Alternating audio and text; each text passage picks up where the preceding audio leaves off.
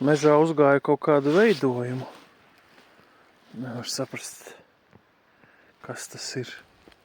Bet viennozīmīgi tas nav šeit pats kaut kā sakritis, jo te apkārt nav tādu koku. Plus arī, teiksim, šie koku gali ir tā kā uz augšu celti. To ir veidojis kaut kas. Jautājums, vai cilvēks?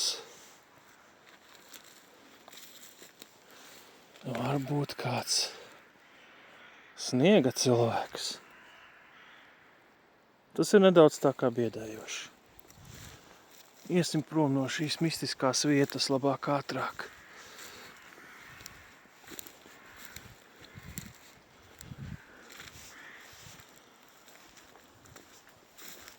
Mežs.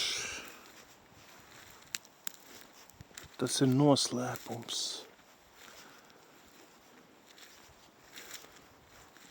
Un kur ir dziļāks mežs? Vai šeit? Vai mani iekšā?